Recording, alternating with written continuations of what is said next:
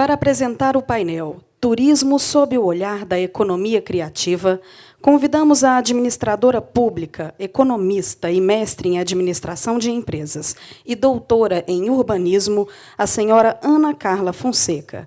E convidamos também o especialista em economia criativa, desenvolvimento de políticas de promoção das indústrias criativas, design e internacionalização, subsecretário de Economia Criativa do Governo de Buenos Aires e diretor do Centro de Design Metropolitano de Buenos Aires, o senhor Henrique Avogadro.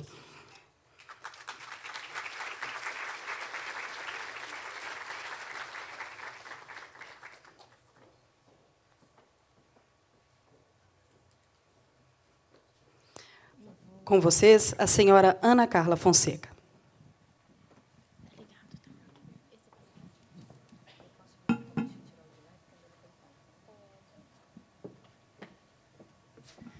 Obrigada, muito boa noite. Eu venho a Minas e eu já fico emocionada por duas questões. Uma de ordem muito pessoal, porque, como vocês veem pelo meu sotaque, eu sou paulistana, quase não dava para perceber, mas a família do papai é da mineiríssima Carmo de Rio Claro, já que todo mundo falou do seu pezinho aqui em Minas, eu falo também do meu, e é muito gostoso estar sentindo esse lado do coração vibrando mais forte em terras mineiras.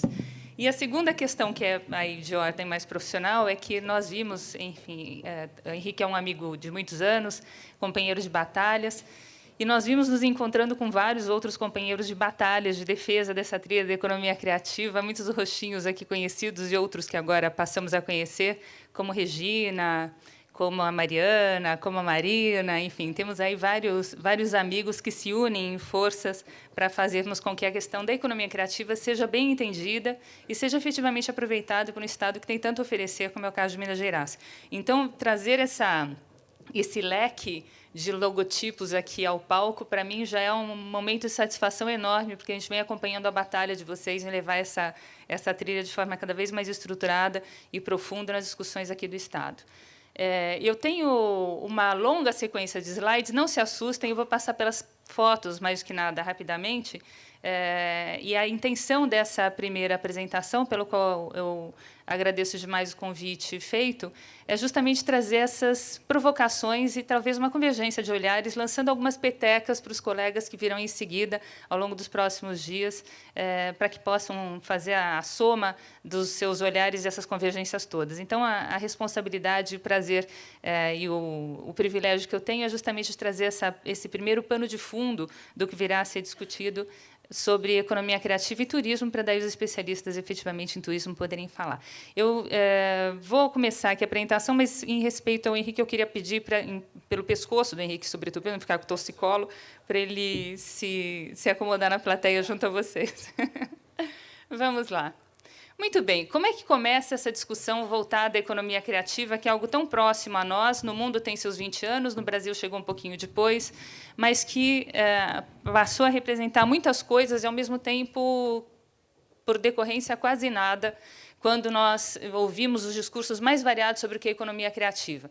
Surge uma confluência de fatores, e quem aqui já tiver idade para isso, quem estiver aí beirando os 30 anos e para frente, vai se lembrar desses momentos em que globalização era o fantasma da vez. Então, a gente tinha um fascínio pela globalização, porque o mundo inteiro ficava mais próximo, mas, ao mesmo tempo, um pavor, porque agora a nossa cultura local pode ser engolfada por uma cultura globalizada e globalizante.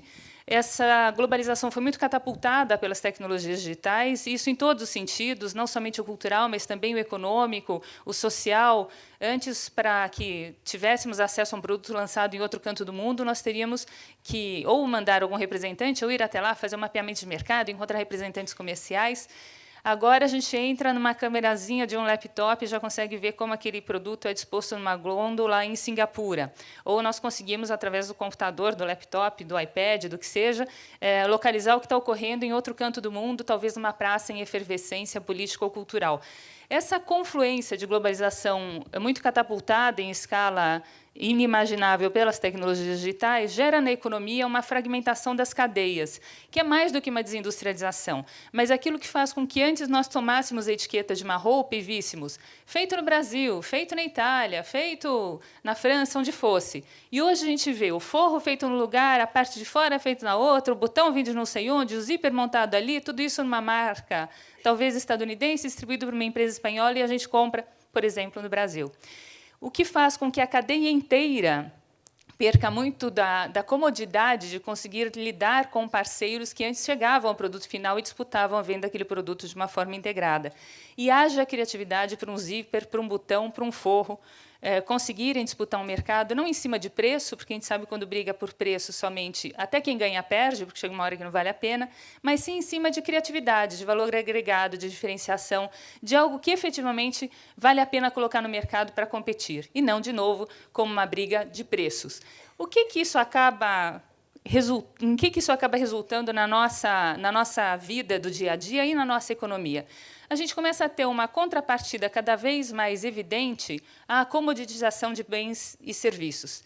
Quando nós vamos ao supermercado, quando comparamos serviços de diversas ordens, muitas vezes é difícil encontrar algum atributo racional, algum atributo funcional que os separe, que os diferencie. Nós temos atributos emocionais, temos a marca, temos perfume, temos cor, no caso de produtos, mas temos uma alternativa a essa comoditização de bens e serviços, que seria justamente o reconhecimento de que alguns deles oferecem algo mais, oferecem uma diferenciação, oferecem uma singularidade.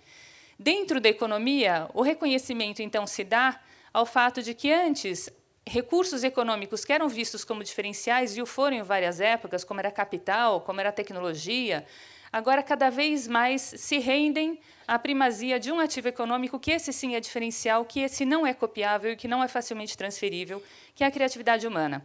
Então, a economia criativa, mais do que nada, reconhece que a criatividade humana passa a ser o ativo diferencial de uma economia, de uma cidade, de uma sociedade. E, de uma forma muito jocosa, esse é um slide que circulou, inclusive, bastante pela internet, quando as pessoas começavam a perguntar o que é essa tal dessa economia criativa, nós teríamos, talvez, aí uma proposta de uma forma anedótica da evolução das várias economias, representando claramente o que seriam as várias sociedades ao longo da nossa existência. Então, a gente passaria pela agrícola, pela industrial, pela de serviços, chegando a essa tal dessa economia criativa, que, como vocês veem na representação, acaba mesclando elementos que são tanto da ciência e tecnologia quanto das artes e da cultura.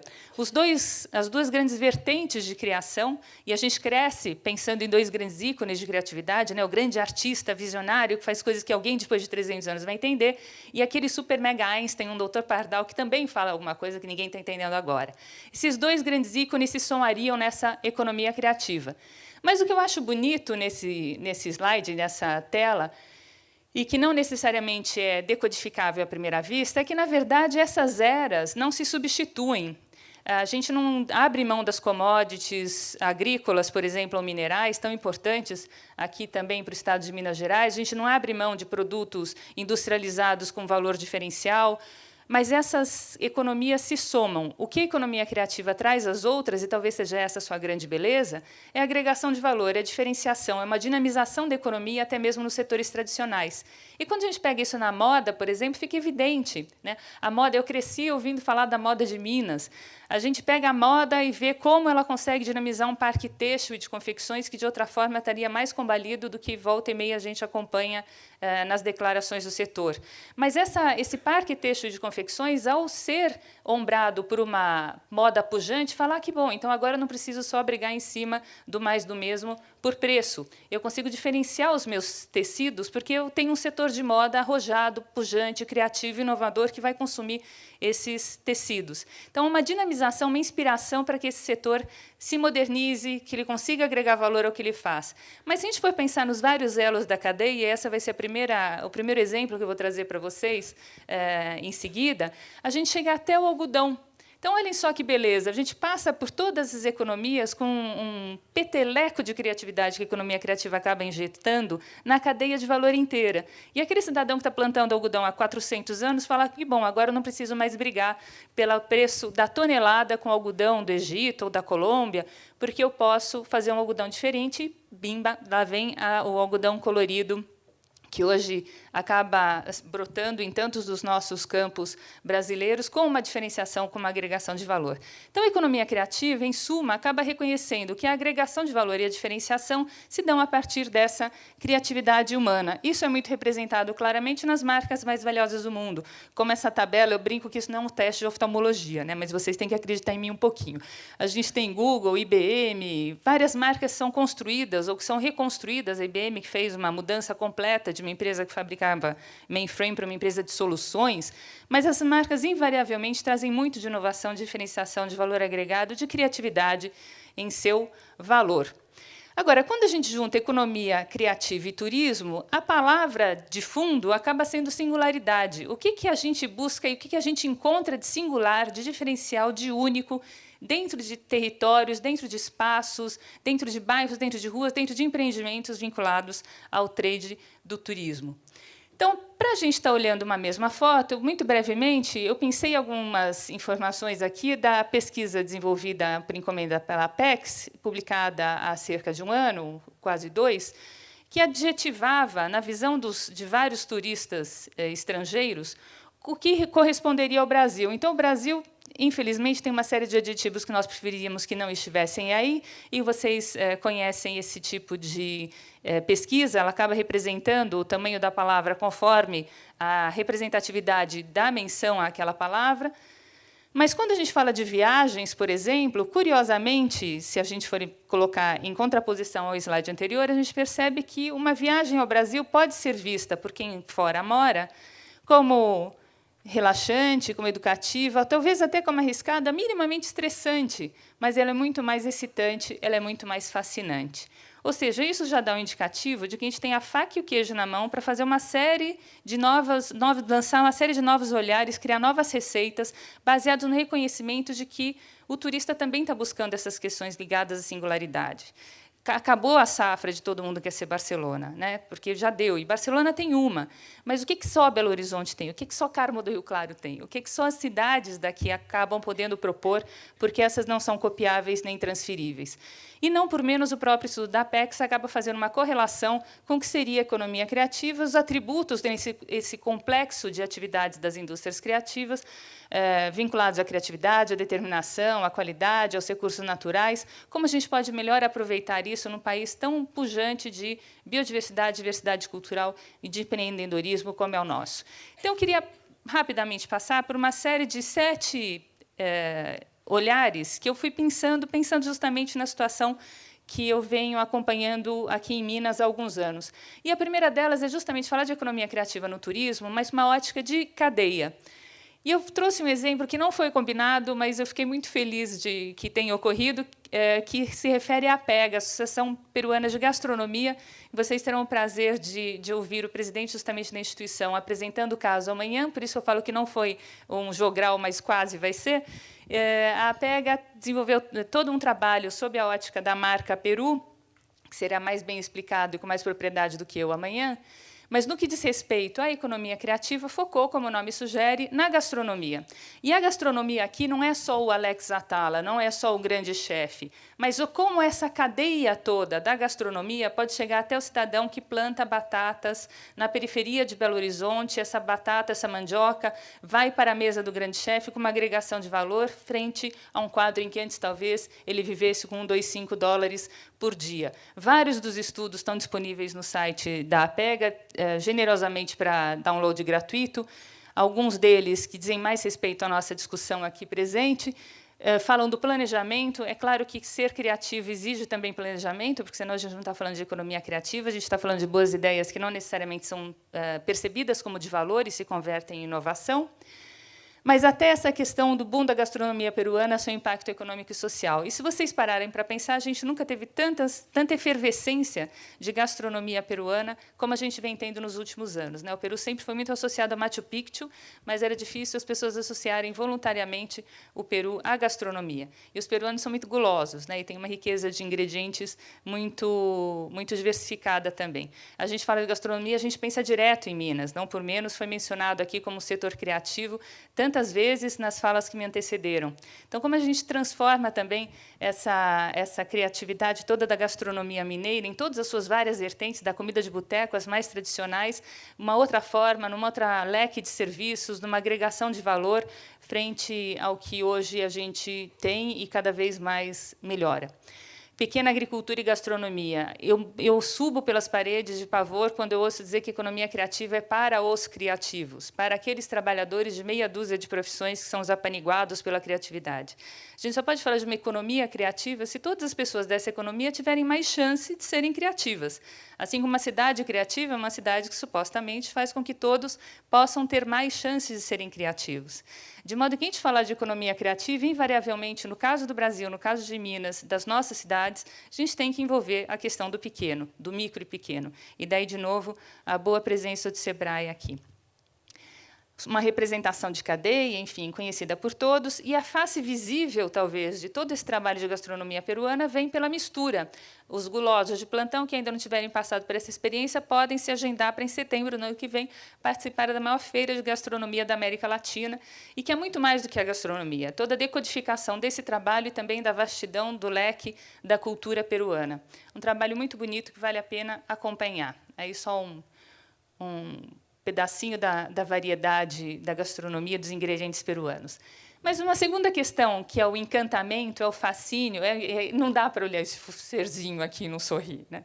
É como é que a gente pode fascinar as pessoas na apresentação de novas propostas e serviços? Como é que a gente pode tornar a proposta turística, sob essa ótica da economia criativa, absolutamente irresistível? Quem vem fazendo isso de uma forma muito interessante é Abu Dhabi. Então, vocês vejam que são os contextos mais diversos. E Abu Dhabi não só pelo planejamento para 2030, em que eles estabelecem quais vão ser os padrões de mobilidade, a valorização do verde, da sustentabilidade, qual vai ser a lógica do trabalho, como as pessoas vão morar, qual o uso misto que se dá às diferentes regiões da cidade. Mas qual é a cereja desse bolo? Qual é a cara visível de encantamento e de fascínio para o cidadão comum, não necessariamente vinculado a uma lógica de economia, de urbanismo, mas atento a essas questões? É um chamado Distrito Cultural de Abu Dhabi. Vocês observam nessas fotos 5 maquetes digitais dos grandes equipamentos culturais que estão sendo construídos em Abu Dhabi, numa ilha chamada Ilha da Felicidade, a 500 metros do continente, unidos claramente por uma ponte. O que Abu Dhabi percebeu muito claramente é que, daqui a um par de décadas, talvez, toda a riqueza natural da região não terá mais o mesmo vigor que hoje tem na competitividade das economias. E como é que ela faz, então, para atrair não só o turista, mas o talento, de modo geral, para o seu país, o maior dos 7 Emirados Árabes? Eles perceberam que, do ponto de vista cultural, precisariam ter uma presença que hoje não têm.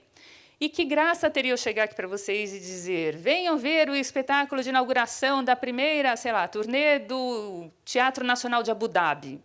Eu falar: ótimo, boa sorte, parabéns, vai ser legal. Mas se eu disser para vocês: venham ver a primeira exposição feita com obras do acervo do Museu do Louvre em Abu Dhabi. Opa, Museu do Louvre, para a gente, já tem uma referência. Então, como é que a gente vai unindo as referências que nós temos para trazer novos apelos às questões que estão sendo lançadas? Para resumir uma longa ópera, esses 5 grandes equipamentos culturais, que são o primeiro Museu do Louvre fora da França, que vem sendo chamado de Museu Satélite, o Museu Guggenheim de Abu Dhabi, feito pelo Frank Gehry, o mesmo que fez o Guggenheim de Bilbao, que vai ser um museu de arte contemporânea voltada especificamente à arte árabe. O Sir Norman Foster, todos eles prêmios Pritzker, estão inglês fazendo o Museu do Sheikh. Tadawando, japonês, fazendo o Museu Marítimo, que é um projeto belíssimo, uma parte subaquática, uma exposta. E talvez a obra mais emblemática dentro dessas 5 seja o Centro de Artes e Espetáculo, desenhado pela Zaha Hadid, que é árabe, embora more em Londres há muitos anos, uma mulher árabe muito ousada, muito inovadora, muito reconhecida por seu sucesso profissional também. E esse conjunto de equipamentos culturais vem iconificar o que, para Abu Dhabi, significa uma mudança de olhar. Então, Então, as pessoas são atraídas, são fascinadas, são encantadas por esse tipo de proposta, porque qualquer um lidando com cultura, com arquitetura, com urbanismo, com novas propostas, fica tentado a ver isso acontecendo. Então, a gente já começa a imaginar qual vai ser o fluxo de turistas para Abu Dhabi a partir de então. E, claramente, estando no país, vão travar contato com outro contexto, com outras vertentes e dinâmicas da sociedade e da economia, que muito mais do que esses 5 equipamentos. Mas quais vão ser os ícones de atração? Quais vão ser essas cerejas que nós daremos justamente para fascinar e atrair os turistas? E turistas não só internacionais, turistas nacionais e turistas da cidade. A gente falar dos turistas da cidade é um aspecto absolutamente fundamental para a gente reconectar Belo Horizonte, reconectar as cidades a si mesmas. Uma terceira proposta, esse ratinho é o máximo, né? Um Tom Cruise disfarçado de rato, assim, é assumir justamente riscos calculados. E, quando eu falo de assumir riscos calculados, eu faço menção a uma cidade que é, paradoxalmente, tão próxima a nós em questões históricas, de sangue, de sobrenome, mas, hoje em dia, talvez mais distante do que já foi, que é Lisboa. E Lisboa, vocês têm aí, eu nem vou cobrir isso para não tomar o tempo depois da fala do Henrique, mas tem uma representatividade de turismo importantíssima. Como Lisboa consegue ir fincando os seus pés na pauta do turismo, com diferenciação, com valor agregado, com uma lógica de economia criativa também? Em primeiro lugar, ela cria um ambiente mais propício à criatividade, que é muito do que a cidade criativa propõe. Então, vocês observam não só os grandes jargões da Lisboa das Sete Colinas, da referência eterna ao Tejo, mas há vários elementos de identificação do espaço público. Uma cidade não se faz criativa sem espaço público. É no espaço público, por excelência, que as diversidades se encontram, que trocam figurinhas, que brigam, que têm outros pontos de vista. A presença de espaço público é fundamental. E isso é uma questão que Lisboa aproveita muito bem, desde as calçadas artísticas, os pequenos elementos, inclusive, dos quais eles se orgulham enormemente, dada a dificuldade de fazer esse tipo de artesanato até nas calçadas, até o mobiliário urbano, a arborização, a iluminação, quais são os elementos distintivos de Lisboa. E, se nós fizéssemos essa pergunta a cada um de nós, que nessa sala, quais seriam os elementos distintivos de Belo Horizonte? Quais seriam os elementos distintivos de Guaxupé? Quais seriam os elementos distintivos das mineiras, especificamente? E algo que, na linha do arriscar, Lisboa fez muito bem, foi justamente abarcar um grande evento de transformação, de impulsão de novos olhares, como foi o caso da Expo. Quando eles abrigaram a Expo, para vocês terem uma ideia, essa era a área de intervenção, terrenos profundamente contaminados, desocupados, não dava vontade de passar por lá nem de dia, a não ser fazendo sinal da cruz do começo ao fim. É muito difícil, uma área muito complicada. Cada pedacinho dessa área, na verdade, foi visto dentro de sua singularidade, desde a área antigamente química até o que era siderúrgica, os estaleiros, e cada um deles foi convertido em um espaço pujante, efervescente de criatividade, funcionando como uma rede que sinergizava os seus nodos, que é um trabalho muito bonito, inclusive, que Buenos Aires vem fazendo, como o Henrique vai descrever muito melhor do que eu aqui na fala seguinte. Então, o papel dos edifícios emblemáticos, todas as questões que são icônicas, mas vindo de uma estratégia construída por trás e não simplesmente uma representação que levita sobre o espaço urbano. E, de novo, o espaço público, né? Vocês têm aqui uma presença de árvores, de parques, de praças, ruas muito fáceis de caminhar, enfim, eu acho que vocês, em Minas, em Belo Horizonte, na exceção, têm um olhar para o espaço público que pode ser muito valorizante disso. Que comparação, né, do começo ao fim. Como é que a gente utiliza um evento emblemático para conseguir transformar uma cidade? Tem que arriscar, mas um risco calculado. Quarta questão, jogar junto, né? E o jogar junto parece uma obviedade. Quem vem fazendo isso muito bem é o Chile. O Chile é um país muito curioso dentro da nossa América Latina, né? É um país pequeno, do nosso ponto de vista, para lá da cordilheira, quase chegando no mar, pequenininho, compridinho. E o Chile percebeu que as várias regiões que o compõem tinham os seus film commissions, tinham os seus órgãos responsáveis por fazer com que as diversas regiões fossem palcos, cenários de locação para a realização de filmes comerciais, longa-metragens, vários deles. E chegou uma hora que eles falaram assim, escuta, mas a união faz a força, em vez de a gente comunicar uma região, porque ninguém vem até aqui para visitar uma região, vamos comunicar esse conjunto de regiões que nós temos de uma forma muito mais sinérgica, atraindo não somente a realização de filmes, e atenção, o último 007 foi, em parte, filmado em Santiago, mas também o turista internacional. Como vocês observam pelo título desse vídeo, que eu não vou passar por uma questão de tempo, mas está disponível no Vimeo, se vocês quiserem verificar, ele se chama Ao Redor de 2 Horas. E eles colocam, então, um ponto na cidade de Santiago e estabelecem as possibilidades inúmeras que são oferecidas para a locação e realização de filmes se a pessoa se deslocar ao redor de 2 horas de Santiago. Eu fico me perguntando o que daria se a gente colocasse 2 horas ao redor de Belo Horizonte, por exemplo, de diversidade de possibilidades, não somente, lógico, de locação, mas de turismo. A diversidade das coisas que a gente encontra, né, das propostas, como elas se somam. Então, essa visão de como a gente une regiões que antes ficavam muito mais isoladas, ou cada uma tentando seguir sua própria estratégia, é muito bem-vinda nesse caso. Assim como uma rede de instituições, de empresas no Canadá, chamada Economuseus, da região francófona do Canadá, o que eles resolveram fazer há mais de 20 anos foi inventariar os empreendimentos que hoje a gente chamaria de criativos, que se dedicam aos ofícios tradicionais do Canadá, especialmente dessa região. Então, há de tudo. Há de sabonetes, há vitrais, de frutas vermelhas, a panificação. Como esse ofício era desenvolvido quando chegaram os pioneiros, como ele é desenvolvido hoje, posso ver fazendo, tem lojinha, tem um espaço para pesquisadores entenderem os bastidores daquele ofício. É um centro de referência, mas que, na verdade, é um empreendimento privado. Aqui não tem um tostão de verba pública. São empreendedores privados que se uniram para fazer uma rota, especialmente atraindo o turista. Então, eu consigo baixar no aplicativo, eu consigo verificar no site quais são os empreendimentos que lidam com questões mais anímicas daquela cultura, daquela sociedade. E, obviamente, se eu vou lá comprar um pãozinho delicioso e tal, estou visitando, não resisto, levo para casa, o cidadão que está me vendendo, o padeiro, fala assim, você gosta de geleia de morango? Porque aqui tem um cidadão que faz uma geleia de morango, você não tem noção do que seja aquela geleia de morango. E lá vou eu, turista, fazer mais 2 quilômetros, meio quilômetro, 5 quilômetros, para fazer esse mapeamento daquelas pequenas delícias que a gente não pode sair do lugar sem conhecer. Falando de novo de gastronomia, imaginem o que seria isso, ou que talvez esteja em curso de ser isso, em Minas Gerais. Como é que a gente consegue fazer um circuito dessas delícias irresistíveis, e não só gastronômicas, mas que revelam justamente a cultura do espaço.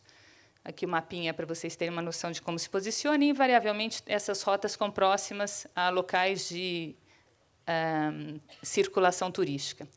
Agora, quando a gente inverte a lógica, quando fala de economia criativa como um reconhecimento de que existem pontos que não necessariamente estão conexos, mas poderiam sê-lo, quando a gente faz a célebre pergunta das crianças de por que não e se fosse diferente, a gente também descobre outras coisas interessantes, às vezes pontuais, mas que vão gerando um vínculo do turista com a cidade, transformando aquele turista num viajante, fazendo com que ele seja um embaixador daquela cidade pela qual ele passa.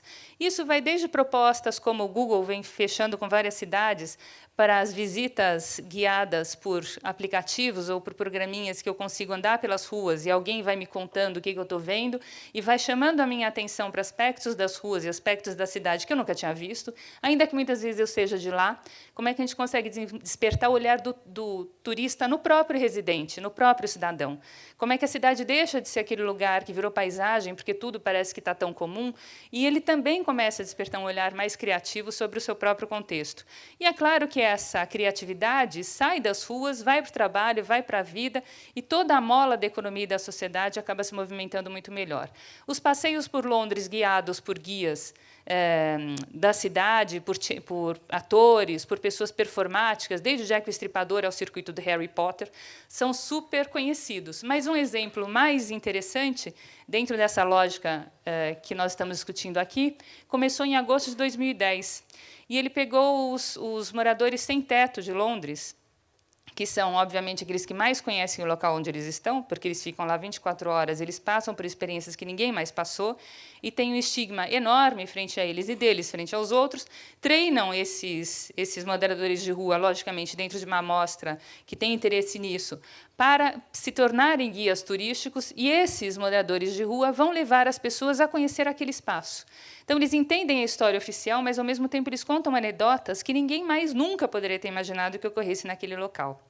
Eles recebem, obviamente, uma remuneração por isso, é gerado um outro vínculo de entendimento do que é a situação daquela pessoa, e ele deixa de ser aquele cidadão que não valia nada, que não sabia nada, para ser alguém que hoje tem alguma coisa a me ensinar. Então, como é que a gente pode, inclusive, dentro dessa economia dessas cidades que se pretendem mais abrangentes, utilizar o turismo também para resolver questões ligadas a esse aspecto? E não somente o impacto econômico tradicional do turismo, mas esses vínculos, essas afetividades que fazem com que o ambiente seja mais propício à criatividade, invariavelmente. Penúltimo, transformar problema em solução. Aqui, transformar o nosso limão em limonada, como a gente gosta tanto de dizer. E esse é um caso que vem da Turquia, de várias regiões da Turquia, de Konya, de Ankara. Turquia é um país, como vocês bem sabem, dos que mais recebem turistas no mundo, e a Turquia tem uma peculiaridade no que diz respeito aos pequenos empreendedores criativos. Várias dessas regiões que vocês veem aqui no mapa são formadas por pequenas cidades e têm um fluxo migratório enorme para cidades de maior porte. Lá, o Ministério de Turismo resolveu fazer um acordo, enfim, um programa voltado aos pequenos empreendedores criativos das profissões tradicionais. E, dentre essas profissões tradicionais, algumas das que a gente tanto reconhece, os doces, os tapetes, o artesanato, de forma geral. Todos esses empreendimentos que vocês estão vendo aqui pertencem ao programa pelo qual o Ministério do Turismo arca com as contas de luz, de água, o salário dos funcionários, porque a ideia desse programa é formalizar os detentores dos saberes, aqueles que estão trabalhando nesses empreendimentos, e faz uma coisa que para o turista é fundamental, porque quem aqui vai para a Turquia, se apaixona por um tapete, não pensa duas vezes, primeiro, como é que eu vou levar isso na mala? E, segundo, quanto que eu vou pagar, se não para despachar, pelo seguro desse negócio que eu vou transportar. Então, o que o Ministério do Turismo faz? Ele banca a despesa de expedição e banca o seguro disso que está sendo expedido. Por que o Ministério do Turismo paga essa conta toda? Por várias questões. Primeiro, para fazer com que quem mora nessas regiões menores, e que, via de regra, inclusive, são regiões de sítios arqueológicos que não podem ter indústria, tenham um motivo, uma atividade econômica para lá ficar, mas fazendo algo que é de extrema satisfação para eles, que é a reprodução daquele conhecimento tradicional que vem sendo passado de geração a geração. Eles conseguem, com isso, formalizar os trabalhadores que, de outra forma, estariam às margens da economia, fazem com que os empreendimentos sejam mais bem-sucedidos e transformam aquele desejo do turista em compra de fato, porque agora a gente tem um empurrãozinho para fazer com que esses empreendimentos possam vingar. Não satisfeitos com isso, em várias cidades, essas fotos são de Ankara, eles pegaram áreas semi-abandonadas da cidade e formaram pequenos clusters de empreendimentos criativos, nos quais eles abrigam, portanto, galerias, pequenos restaurantes, cafés, áreas, produtos, serviços que se alimentam dentro de cadeias criativas, de modo que esses próprios criativos tenham mais rede de contatos, tenham mais troca de figurinhas e fiquem em um ambiente que favorece aquilo que eles estão fazendo. Então, é um caso interessantíssimo de um país que tem muita tradição de turismo e que vem utilizando o turismo para resolver questões mais profundas da sua economia e da sua sociedade. E, por fim, aproveitar a inteligência urbana. O que esse bolo de chocolate tem a ver com inteligência urbana? É maldade, né? Essa hora da noite é maldade eu mostrar esse bolo para vocês. Quando a gente olha para esse bolo, invariavelmente fala, bolo de chocolate, como eu acabei de fazer. Mas cadê o resto dos ingredientes? Cadê o ovo, cadê a farinha, cadê o açúcar, cadê o fermento? Ninguém fala, que lindo bolo de farinha, ovo, açúcar, leite e fermento. Todo mundo pensa no chocolate, no fubá, na cenoura. E é isso que a gente faz, via de regra, quando pensa na cidade, quando pensa no território, naquilo que acaba sendo o locus do turista. De novo, seja o turista da própria cidade, o nacional ou internacional. Então, como é que a gente consegue unir os diferentes pontos de vista, esses diferentes ingredientes dentro da cidade, de modo que o turista que lá vai tenha uma visão mais abrangente, mais profunda, mais vivencial, mais interativa, mais gostosa, mais absorvente, mais criativa daquilo que lhe está sendo oferecido. Isso é muito o que se chama de inteligência urbana, que é aproveitar o conhecimento de cada um para que a cidade saiba mais do que antes ela sabia, para que a cidade saiba o que a soma dos conhecimentos dos vários cidadãos pode vir a se tornar. Como é que ela aproveita isso tudo em benefício próprio? Isso é a questão de inteligência urbana. E várias empresas de diferentes portes vêm se dedicando a isso. Para vocês terem uma ideia, a BMW tem uma parceria com o Guggenheim Lab, da Fundação Guggenheim. Eles fizeram um mapeamento das 100 megatendências urbanas, mexendo com a cidade de Berlim, Nova York, Mumbai, para tentar entender para onde caminha a humanidade, porque a gente tem que preparar a economia, tem que preparar as várias indústrias criativas, tem que preparar a cidade para isso. A cidade de Dublin fez um projeto chamado Dublin City Beta, que recebe 1% do fundo de inovação da cidade para fazer com que os cidadãos possam fazer propostas de como melhorar a cidade. E, a partir disso, eles definiram um quadrante que é como se fosse um laboratório de testes. Eu falo assim, a questão é a seguinte, esse banco aqui não tem nada a ver, ninguém tem vontade de sentar, ele é frio no frio, ele é quente no calor, ele é desconfortável. A minha proposta é que a gente faça um banco assim, assim, assim, assado.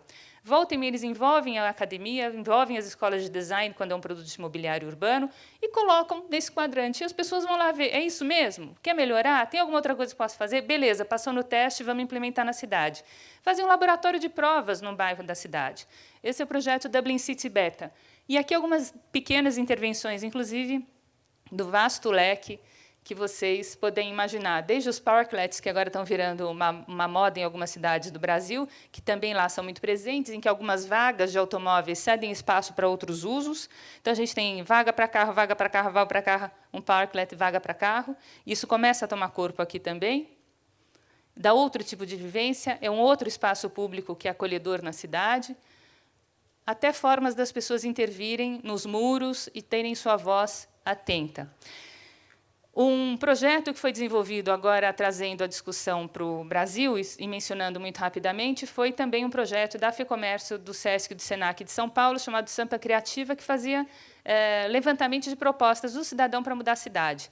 Esse foi um processo que correu em paralelo ao plano diretor da cidade, porque as pessoas não necessariamente participavam como poderiam. Muitas vezes, pelo fato do governo estar envolvido, as pessoas têm algum receio, as pessoas não querem se expressar, elas têm medo, elas acham que não vão ser levadas em consideração, e instituições com a idoneidade, a neutralidade de FEComércio, SESC e SENAC, então, se uniram para fazer esse projeto do qual a gente participou. E foi muito interessante, porque, para poder inspirar as pessoas a fazerem propostas nas quais elas se punham como protagonista, então não era para passar a conta nem para o governo, nem para as empresas, nós começamos a fazer todo um levantamento de coisas que existem, de pequenos comércios, de pequenos serviços, que chamam, inclusive, a atenção do turista.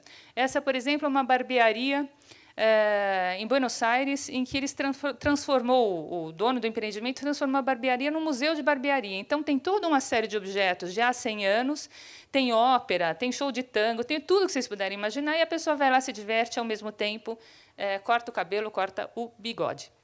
Como é que a gente vai aproveitando essa economia criativa, inclusive para dinamizar os ofícios tradicionais e, a partir da dinamização desses ofícios tradicionais, conseguir fazer com que o turista da cidade reconheça a sociedade e aquele de fora vá até lá, porque nesse lugar tudo rola.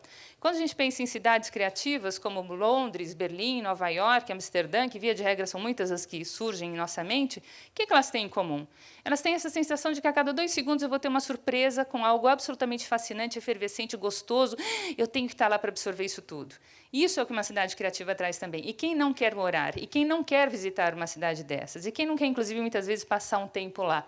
Esse também é o leque de turismo que a gente poderia absorver. E fazer com que coisas que a cidade oferece, da biodiversidade a um cemitério, que é o mais antigo público do país, possam ser reconhecidos por quem lá está. Às vezes, dentro da nossa proposta de bolo de chocolate, a gente não sabe a riqueza que a farinha traz, mas vai tirar a farinha do bolo para ver o que acontece com o tal do bolo, né? Então, a gente vai descobrindo esses novos ingredientes para fazer dessa proposta de economia criativa e turismo uma receita cada vez mais rica. Deixo para vocês uma referência de site da Garimpo de Soluções. Vocês, tendo interesse, eventualmente, nessa temática, vão encontrar, na parte de livros, vários livros digitais para download gratuito, tanto de economia criativa quanto de cidades criativas. Alguns deles estão em inglês, outros em espanhol, todos em português, e, via de regra, eles são feitos juntando olhares de 18, 13, 15 colegas de vários países. Um deles, inclusive, Cidades Criativas Perspectivas, foi coeditado em sua tradução com o Sebrae e foi lançado aqui em Belo Horizonte em sua turnê mundial. Então, fico muito contente de trazer esse resgate para vocês. Passo agora a palavra para o Henrique, antes que ele muito gentilmente não caia na tentação de me tirar do palco. E agora a gente vai ver muito na prática disso que eu estava discutindo para vocês pelo caso de Buenos Aires. Obrigada. Obrigada.